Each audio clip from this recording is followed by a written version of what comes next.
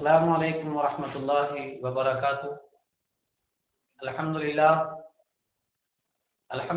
رب العالمین والعاقبۃ للمتقین والصلاة والسلام علی رسولہ الامین، اما بعد۔ اعوذ باللہ من الشیطان الرجیم، بسم اللہ الرحمن الرحیم۔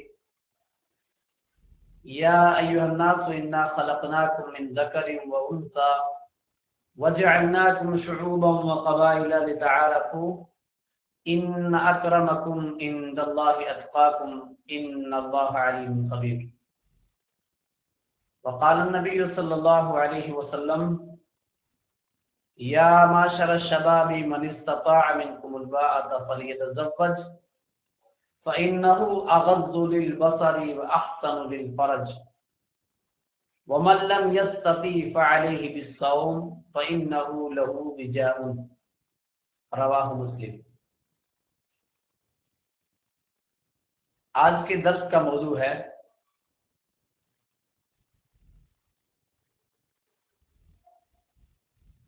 جب کوئی شخص نکاح کا خطبہ بھیجے تو اس پیغام لانے والے کے پیغام میں کیا چیز دیکھنی ضروری ہے۔ یعنی جب کسی لڑکی والے کے ہاں کوئی لڑکا والا نکاح کا پیغام لے کر کے جائے تو اس لڑکی والے کو اس لڑکے کے اندر کون کون سی صفات دیکھنی ضروری ہیں، یا شریعت نے کس صفت کا اس کے اندر دیکھنے کا حکم دیا ہے۔ کیونکہ موجودہ مسلم معاشرے کے اندر نکاح کے تعلق سے بے شمار برائیاں پائی جاتی ہیں اور بے شمار ناجائز رسم و رواج، بدعت و خرافات، اور نہ جانے کتنے مال تباہ ہوتے ہیں، اور اسی ناجائز رسم و رواج کی وجہ سے کتنی لڑکیاں زہر کھا کر کے مر جاتی ہیں، کتنی خودکشیاں کر لیتی ہیں، اور کتنے ماں باپ ایسے ہیں جو اپنے اس بچی کے لیے معاشرے میں ناجائز رسم و رواج کو سامنے رکھتے ہوئے خودکشی کر کے ہلاک ہو جاتے ہیں۔ لہذا مسلمانوں، اللہ کے نبی صلی اللہ علیہ وسلم کو قرآن نے لقد کان لکم فی رسول اللہ اسوۃ حسنہ کہا، اور نبی اکرم صلی اللہ علیہ وسلم شادی بیاہ بھی امت مسلمہ کے لیے ایک اسوہ اور نمونہ ہے۔ کس طریقے سے شادیاں کی جائیں، کون کون سے صفات لڑکی کے اندر دیکھے جائیں اور نکاح کیا جائے، لڑکی والے کون کون سے صفات لڑکے کے اندر دیکھیں اور نکاح کریں۔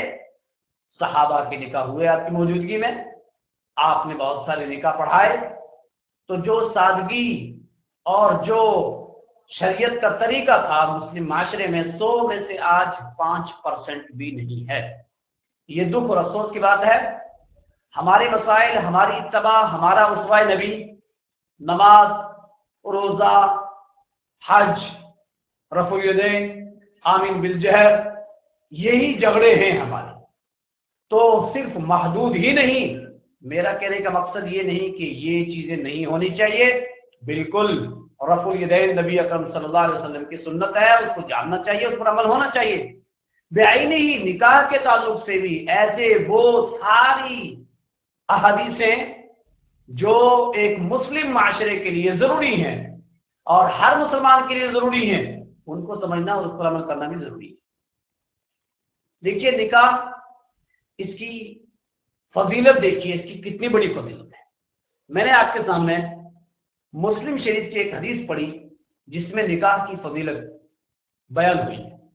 حدیث کے الفاظ اس طرح سے، وعن عبداللہ بن عباس رضی اللہ تعالی عنہ قال قال لنا رسول اللہ صلی اللہ علیہ وسلم، اللہ کے نبی صلی اللہ علیہ وسلم فرماتے ہیں، یا معاشر الشباب، اے نوجوانوں کی جماعت، من استطاع منکم الباءۃ فلیتزوج، تم میں سے جو شخص شادی کی طاقت رکھتا ہو وہ شادی کر لے، فلیتزوج، اس کو شادی کر ہی لینا چاہیے۔ کیا فضیلت اور کیا برتری اور کیا فوقیت ملے گی شادی کر کے؟ فرمایا فَإِنَّهُ أَغَضُّ لِلْبَصَرِ، یہ تمہاری نگاہوں کو جھکا دے گا۔ جب شادی کر لو گے تو تمہاری نگاہ کسی دوسرے کے تاک جھانک میں نہیں رہے گی۔ اور دوسرا فائدہ وَأَحْسَنُ لِلْفَرَجِ، تمہاری شرمگاہوں کی حفاظت کرے گی شادی۔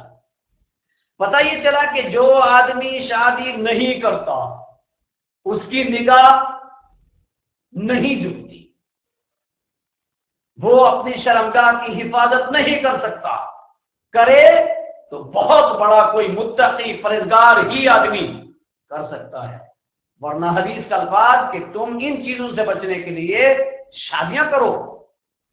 اگر شادی کی طاقت نہیں رکھتے، وَمَن لَّمْ يَسْتَطِعْ، طاقت نہ رکھنے کا مراد یہ نہیں، بہت سارے لوگ کیا کہتے ہیں ابھی تو گھر بناؤں گا، جگہ خریدوں گا، پوری پلاننگ بناتا ہے 40 سال عمر میں، یہ صحیح نہیں، درست نہیں۔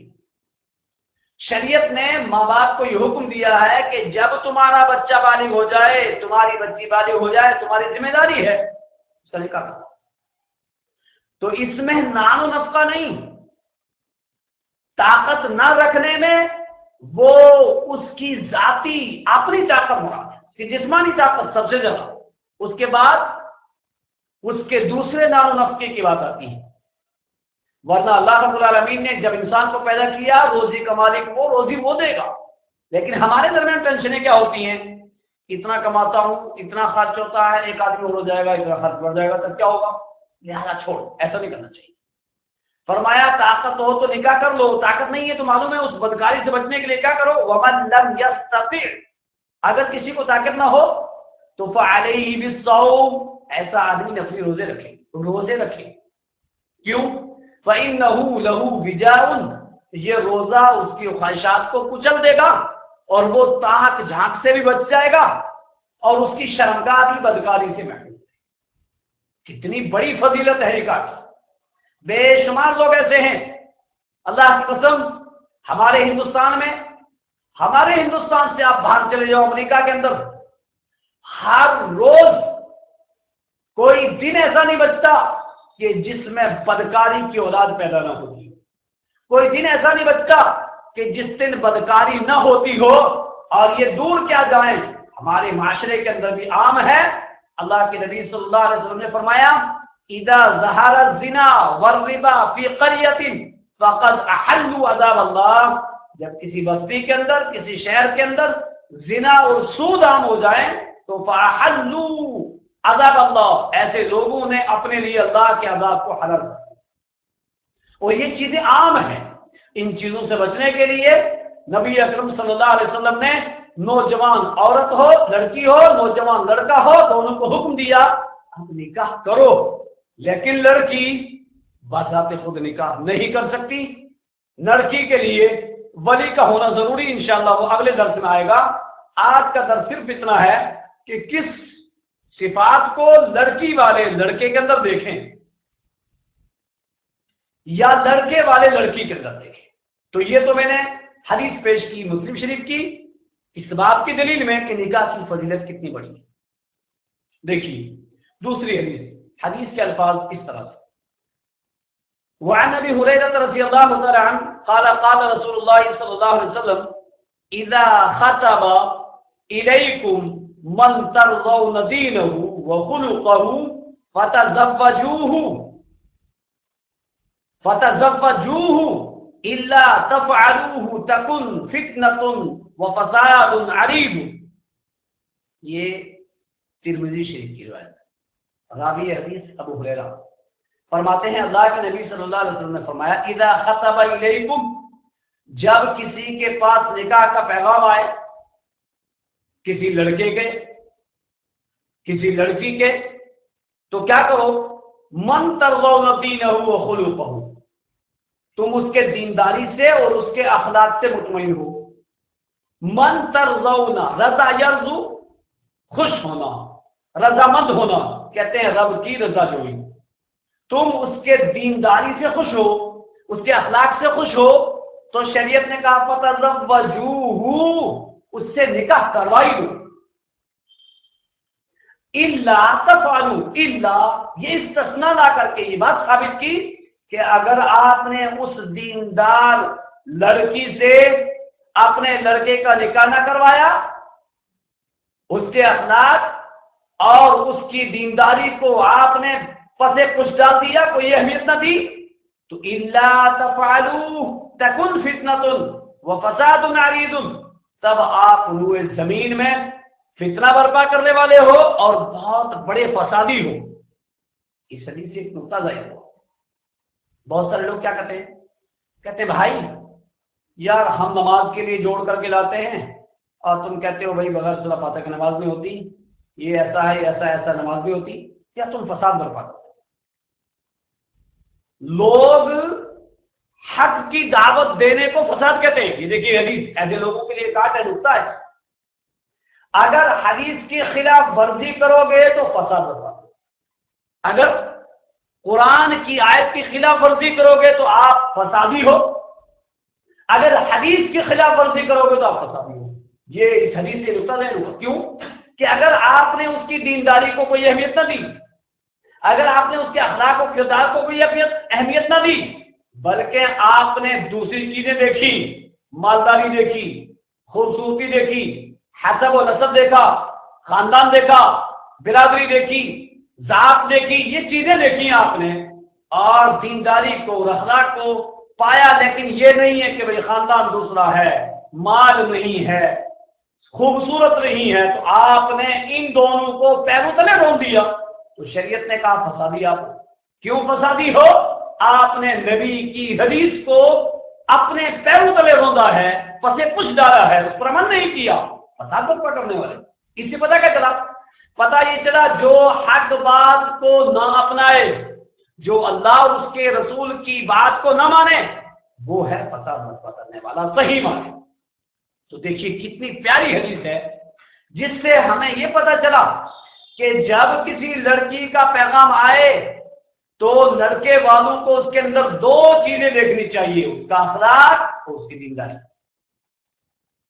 ایسے ہی لڑکے کے اندر لڑکی والے کو یہ دو صفت دیکھنی چاہیے، اس کا اخلاق اور اس کی دینداری۔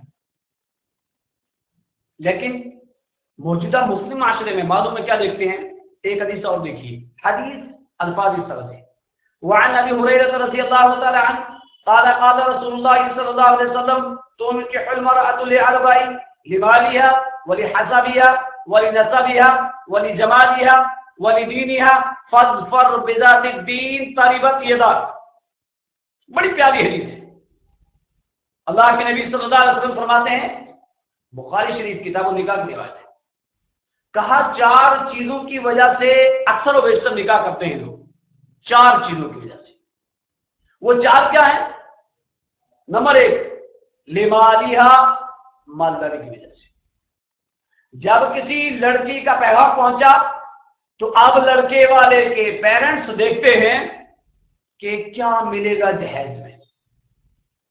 بھائیو یہ بہت بڑی لعنت ہے، یہ جہیز لعنت ہے، اور اس کا شریعت میں کہیں سے کوئی راستہ ہی نہیں ہے۔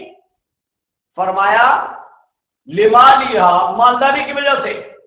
اور یہ بات مسلم معاشرے میں اچھی طریقے سے مسلمان جانتے ہیں۔ آج کا میڈیا، آج کا اخبارات، آج کے موبائل، آج کی ٹیکنالوجیاں ہر گھروں کے اندر ہیں۔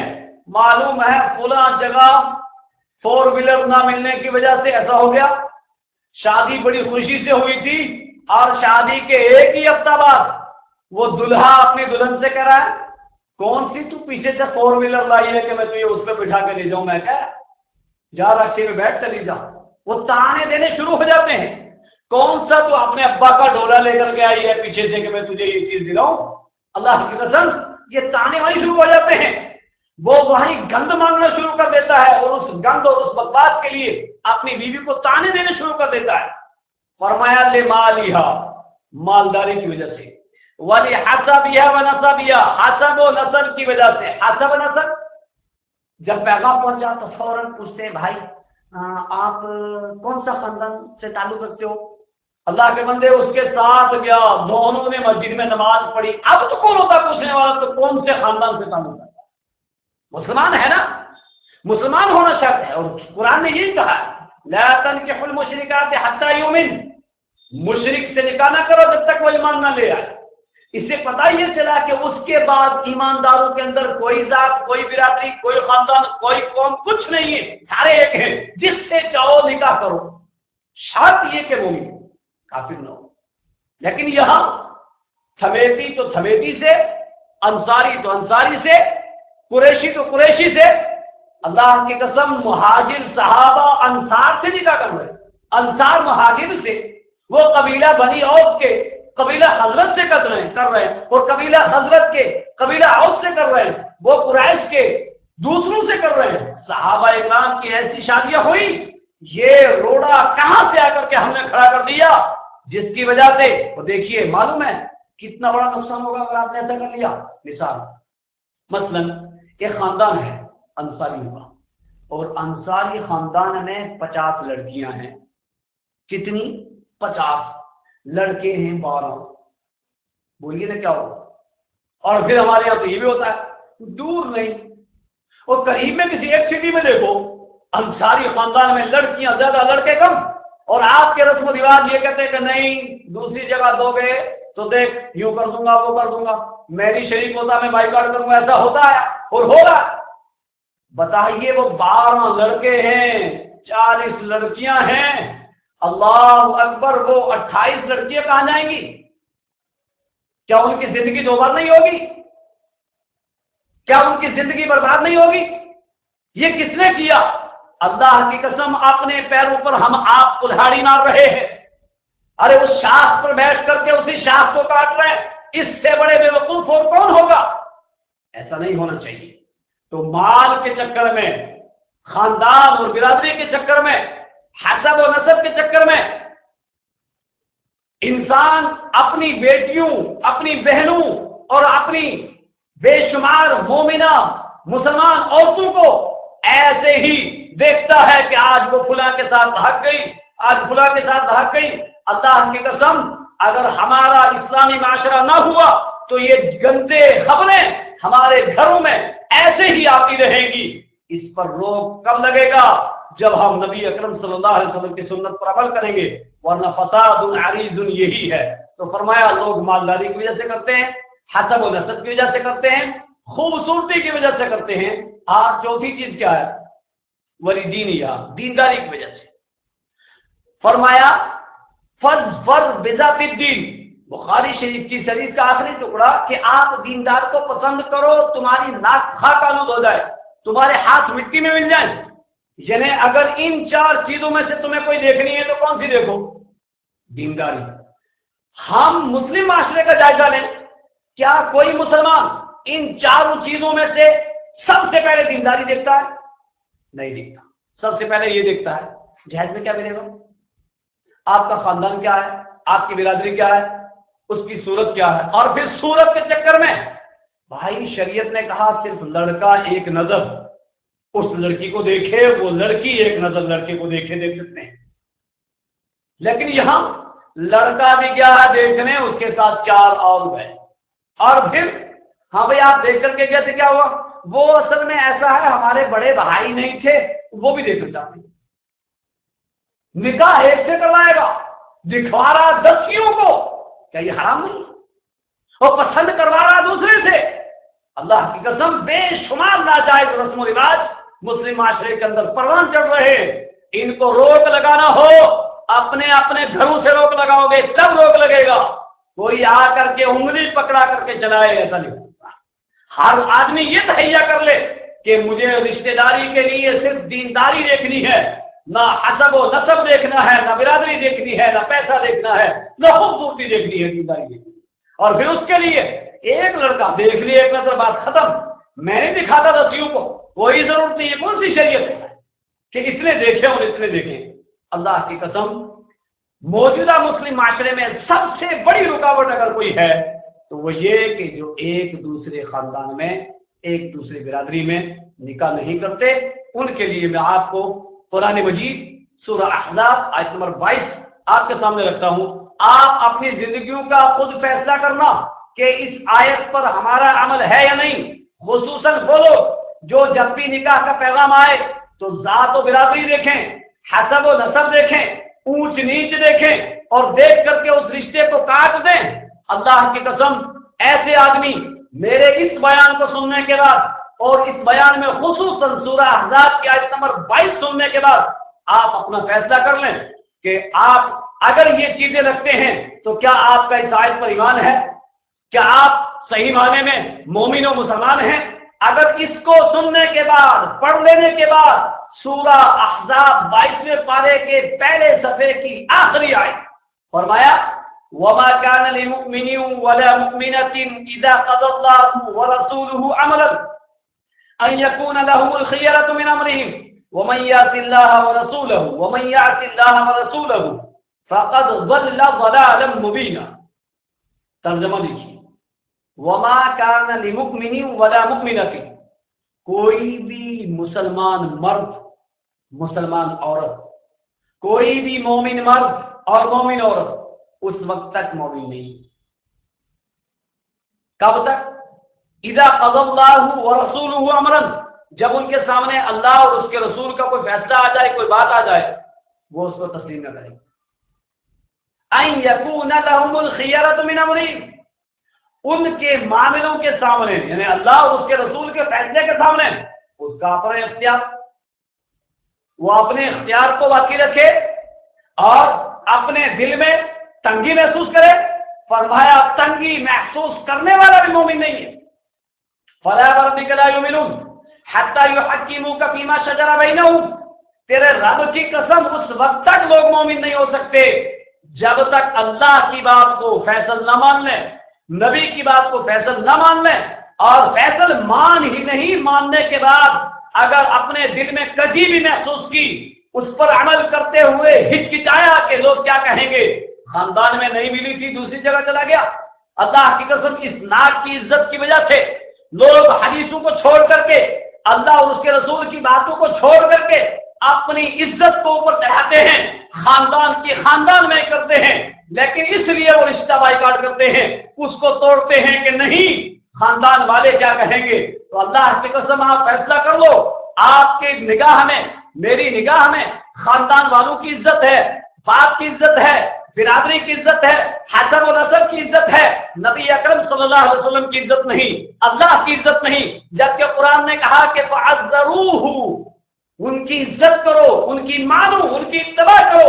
اور کوئی شخص اس وقت تک مومن نہیں جب تک ہر معاملے میں اپنی جان، اپنے ماں باپ والناس اجمعین سارے لوگوں سے زیادہ نبی کی بات سے محبت کرنے والا نہ ہو جائے، اس وقت تک مومن نہیں. تو اس آیت میں فرمایا کوئی آدمی مومن مرد اور مومن عورت اس وقت تک مومن نہیں جب تک وہ اللہ کے رسول کے فیصلے کو تسلیم نہ کرے. وَمَن يَعْصِ اللَّهَ وَرَسُولَهُ، جس نے اللہ اور اس کے رسول کی نافرمانی کی، فَقَدْ ضَلَّ ضَلَالًا مُبِينًا، وہ واضح گمراہی میں پڑ گیا.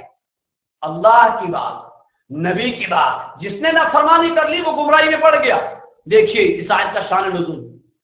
زید بن حارثہ جن کو حضرت خدیجہ رضی اللہ تعالیٰ عنہ نے خریدا تھا، کسی نے بیچا، حضرت خدیجہ نے خرید لی. خریدنے کے بعد زید بن حارثہ کو نبی اکرم صلی اللہ علیہ وسلم کو دے دیا اور نبی اکرم صلی اللہ علیہ وسلم کے پاس رہے، آپ کی خدمت کیا کرتے تھے، یہاں تک کہ لوگ زید بن محمد کے لگے. جبکہ زید بن محمد نہیں تھے، زید بن حارثہ تھے. اللہ کے نبی صلی اللہ علیہ وسلم نے زید بن حارثہ کے نکاح کا پیغام حضرت زینب کے لیے زینب کے گھر بھیجا. جب زینب کے بھائیوں نے دیکھا نکاح کا پیغام نبی اکرم صلی اللہ علیہ وسلم نے زید کے لیے بھیجا ہے، تو زینب کے بھائیوں نے کہا کہ ارے نہیں، ایسا نہیں ہوتا، وہ تو غلام تھا، وہ تو بیچا ہوا ہے، اور ہم اعلیٰ خاندان کے، ہم آزاد ہیں. یہی جو ہم دیکھتے ہیں نا، ارے وہ تو تھمیتی ہے، میں تو انصاری ہوں، وہ تو قریشی ہے، میں تو راوڑ ہوں، میں تو شیخ ہوں اور وہ بھلا ہے. بھائیوں یہ یہاں دیکھ لو، اس آیت سے ملا لو. یہی بات کہی تھی زینب کے بھائیوں نے کہ نہیں وہ تو غلام ہے، ہم آزاد ہیں، ایسا نہیں ہو سکتا ہے. اسی موقع پر اللہ تعالیٰ نے یہ آیت نازل کی کہ نبی کے حکم کو جو تسلیم نہ کرے مومن نہیں ہے۔ نبی کا حکم ہے دینداری دیکھو، جہیز نہ دیکھو، خاندان نہ دیکھو، برادری نہ دیکھو، قوم نہ دیکھو، ذات نہ دیکھو، صرف مومن دیکھو، اور مومن کے بعد تقویٰ دیکھو، دینداری دیکھو۔ یہ تو نبی کا حکم ہے، اور اگر ہم نے اس کو چھوڑ دیا تو رسول کی فرمانی جیسے یہاں ہوا، زینب کے بھائیوں نے کہا کہ نہیں، اللہ نے آیت اتاری، اللہ کی قسم کر زینب کے بھائیوں کو معلوم ہوا، زینب کو معلوم ہوا، اپنی بات واپس لی، پروردگار سے معافی مانگی زینب نے، اور اسی زینب سے حضرت زید کا نکاح ہوا۔ اگر کسی مسلمان کا روئے زمین پر اس آیت پر عمل ہے، اس آیت پر ایمان ہے، تو اس کے پاس کوئی بھی پیغام نکاح لے کر کے آئے، وہ ذات و برادری نہیں دیکھے گا، وہ قوم نہیں دیکھے گا، وہ حسب و نسب نہیں دیکھے گا، وہ مالداری نہیں دیکھے گا، بس دینداری دیکھے، اور دیکھنے کے بعد فوراً نکاح کر۔ اللہ کی قسم، میر تقی میر مشہور گزرے ہیں، شاعر بھی تھے، بہت ساری بیچاروں نے شعر بھی لکھے پڑے ہیں۔ ایک بیٹی اللہ کی، جب ان کی شادی کی رسم تیار ہوئی تو جہاں شادی کروانی تھی مطالبہ تھا اتنا جہیز چاہیے، وہ اتنا جہیز دینے کے لیے کہ بھئی ایک بیٹی ہے، اپنے پاس اتنی دولت تھی نہیں، اپنا مکان اپنا گھر بیچتی، اور طے یہ ہوا کہ جب میری بیٹی چلی جائے گی، بارات رخصت ہو جائے گی، دوسرے دن سے میں گھر خالی کر دوں گا، آپ بیٹی کو نہیں معلوم میرے ابو نے اتنا بڑا جہیز کہاں سے تیار کیا، اتنی بڑی رقم کہاں سے لائے کہ اتنا مال مجھے دے رہے ہیں۔ دوسرے دن جب بارات پہنچی گھر پہ، دوسرے دن بیٹی کو پتا چلا کہ نہیں، وہ تو میرا باپ اب گھر سے بے گھر ہو گیا ہے، وہ گھر چھوڑ چکا ہے، اس نے گھر بیچ کر کے یہ انتظام کیا تھا۔ اللہ کی قسم، میر تقی میر کی بیٹی کو اٹیک پڑتا ہے، اس کا انتقال ہو جاتا ہے۔ میر تقی میر کہتے ہیں سب کچھ دیا تھا، صرف کفن دینا بھول گیا۔ کیا آج ایسا نہیں ہوتا؟ اللہ کی قسم، حرام و حلال، جائز و ناجائز، باپ کچھ نہیں دیکھتا، اس کو معلوم ہے کہ مجھے بیٹی کو جہیز دینا ہے۔ یہ جہیز لعنت ہے، یہ مالداری دیکھنا صحیح نہیں ہے، یہ خوبصورتیاں دیکھنا یہ صحیح نہیں ہے، یہ حسب و نسب دیکھنا صحیح نہیں ہے۔ صحیح اگر کوئی چیز ہے رشتے کے تعلق سے تو وہ یہ کہ آپ دینداری دیکھو، اخلاق دیکھو۔ اس تعلق سے میں نے آپ کے سامنے سورہ احزاب 22ویں پارے کے پہلے صفحے کی آخری آیت اور ترمذی شریف سے ایک حدیث اور بخاری شریف سے ایک حدیث آپ کے سامنے رکھی، جس کا لب لباب یہ ہے کہ انسان کو کوئی مطالبہ مال و دولت کا نہیں کرنا چاہیے، کوئی حسب و نسب نہیں دیکھنا چاہیے، کوئی ذات و برادری نہیں دیکھنی چاہیے، دیکھنا اگر ہے تو دینداری اور اخلاق یہ دیکھ کر کے نکاح کر لینا چاہیے۔ اللہ تعالیٰ سے دعا گو ہوں کہ پروردگار تم میرے اس میسج پہ سارے مسلمانوں کو عمل پیرا کرنے والا بنا دے، یا اللہ مجھے اور آپ سب سامعین کو اس پر عمل کرنے والا بنا دے۔ اور آپ سے اخیر میں یہ التجا اور یہ گزارش کرتا ہوں کہ جہاں جہاں میرا یہ پیغام پہنچے، یہ اللہ کا پیغام سمجھ کر کے، اللہ اور اس کے نبی کی بات سمجھ کر کے آپ پہلے خود اس پر عمل کریں، پھر اس کو دوسروں تک پہنچائیں، انشاءاللہ آپ کو بھی اجر ملے گا۔ وما توفیقی الا باللہ۔ السلام علیکم ورحمۃ اللہ وبرکاتہ۔